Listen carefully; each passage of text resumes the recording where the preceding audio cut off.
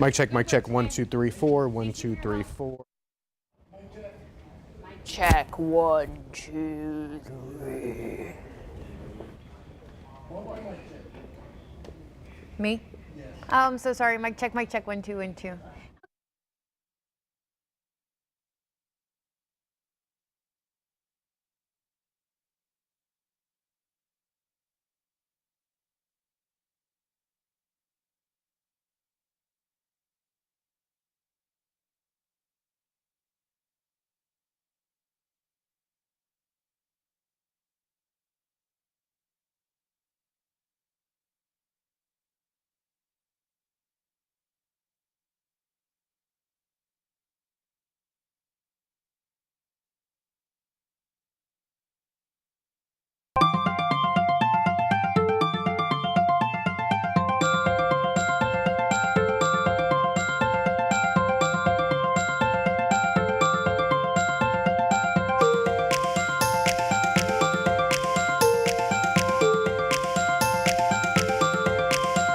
Three, two, one. Good Thursday morning, everybody. It is time for KSAT News Now, our bite-sized newscast streaming from the KSAT 12 newsroom. Thanks for spending part of your Thursday morning with us. Yeah. You were up early today. No, I want to You've talk been about, here all early. Hold on, let's talk about you, RJ. Oh, you were at the Spurs game last night. I was, and I was a little disappointed because no win, no celebration. Right, hoping for Coach Pop to get that coaching wins record. I thought for sure, once Pop saw me in the presence of the arena, that maybe he may, kind of get the guys to play a little bit harder, a little bit tougher. But okay, yeah. But you were Did there not for happen. the Spurs birthday party.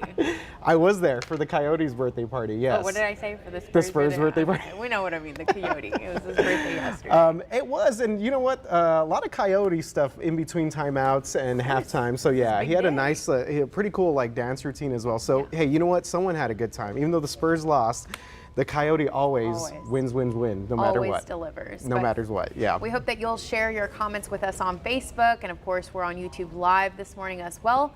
And we're going to be talking about a lot. Yeah. A popular movie director is put in handcuffs after he's accused of robbing a bank, and the Dallas Cowboys this morning making headlines, but for all the wrong reasons. Yeah, definitely there. And then plus we will tell you also how you can own a part of the Alamo in digital form. So kind of following up on our conversation from yesterday about all these digital assets and things that you could buy online. And this is a pretty interesting story with the Alamo.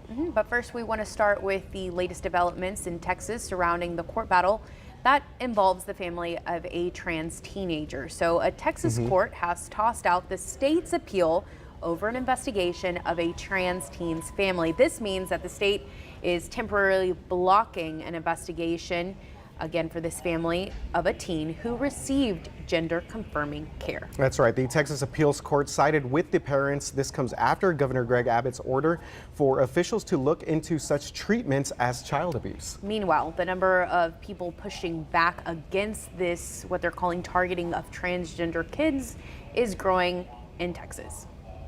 I'm pissed off. I'm upset. I'm angry. I'm passionate. I want to do something about it. As a mother of a transgender young adult, if you're coming for parents, you're coming for me.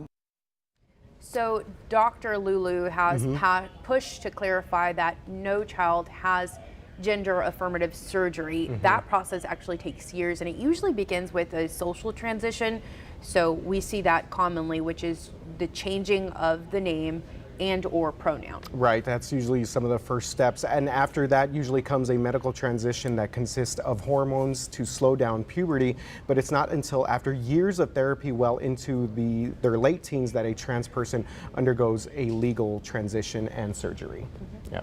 So obviously both sides here, and they, trying to push for this bill, advocates, LGBTQ advocates, saying that obviously this is something that we should not have here in the States.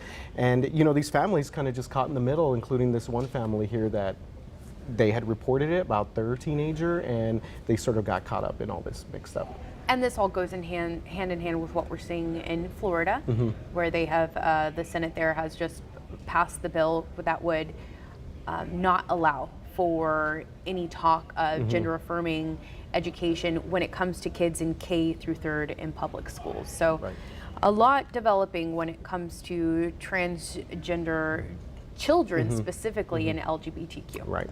Okay, Alicia, switching to a little bit of entertainment news and a video featuring the popular movie director Ryan Coogler. All right, so for people that may not know, Coogler actually directed the Marvel hit Black Panther, and he also directed and wrote Creed and Fruitvale Station? Yes, Fruitvale Station, all of them with Michael B. Jordan. So newly released body cam video from police officers show Ryan Coogler being handcuffed and held in a patrol car by Atlanta officers after he was mistaken for being a bank robber at a Bank of America. And boy, was it a big mistake. So this happened in early January. In the video, Coogler is seen inside a Bank of America, and he wrote a note to withdraw $12,000 from his account. He handed that note to the bank teller, and again, it asked for the cash to be counted quietly to be withdrawn from his account. But the teller thought Coogler was trying to rob the bank. And the reason he asked her to do it quietly was obviously because it's such a large amount of money, $12,000. Obviously, you don't want people to maybe know that you're just carrying around that type of cash with you. So. And what's interesting about all of this, I mean, of course, the comments you can imagine flooding social media. There have been bank tellers who say this is a very common practice when you're dealing with large sums of money. You write it out, you tell them exactly what you want, and the fact is that he said he wanted this from his account.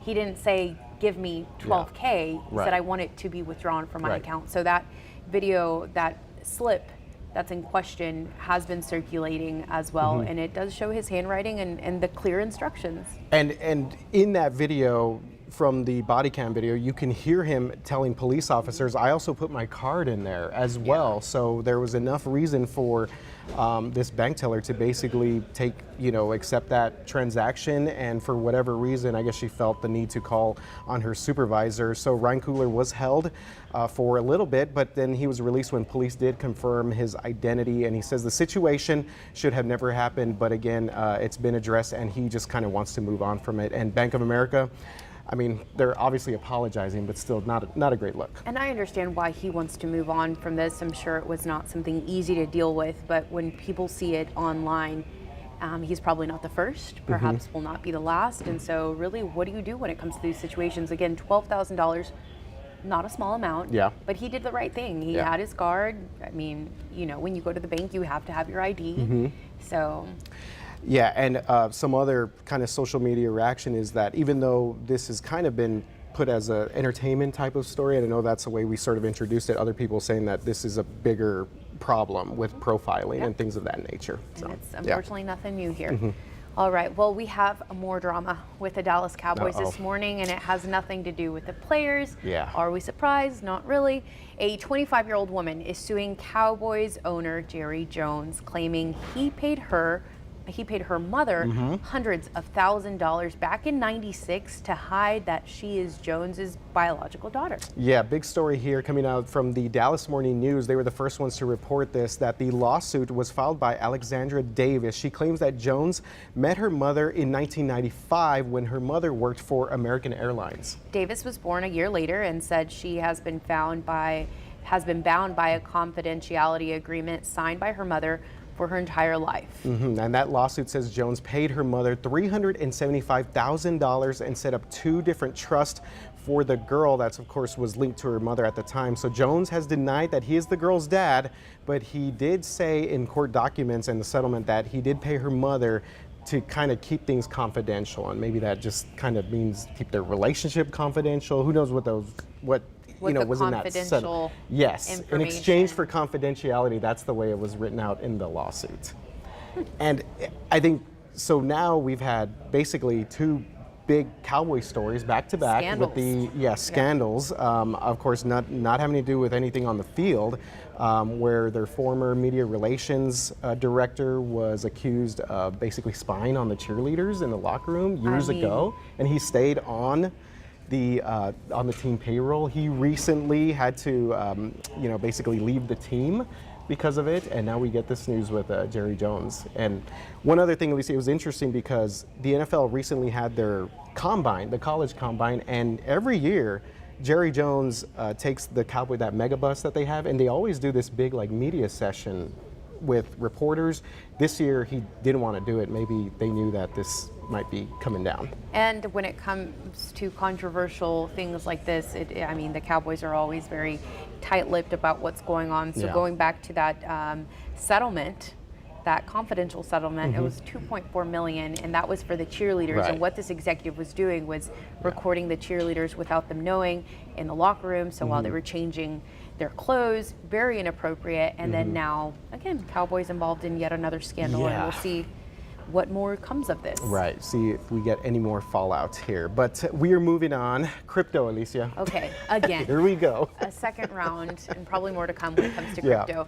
So a California-based film studio is selling NFTs of the Alamo. I will admit, up until now, I didn't know what an NFT was. I've read about it on, heard about it on Instagram, just social media in general. But NFTs in my brain, I don't.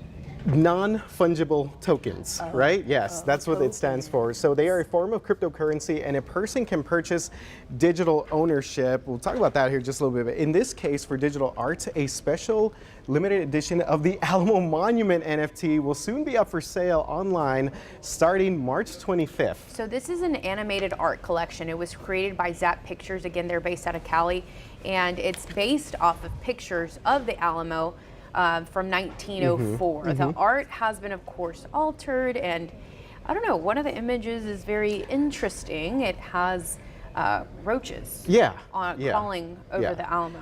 Definitely the creator taking, full creative control of this. And, some of the other NFTs here have just the Alamo in these different colors and pictures and things like that.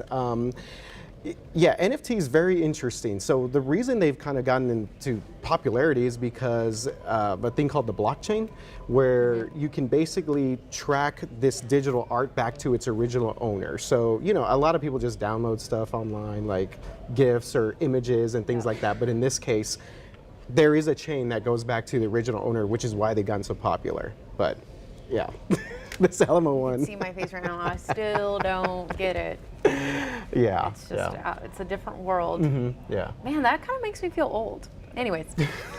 All right. Well, today set out to be a beautiful day. We've had it all. Cloudy, sunny days.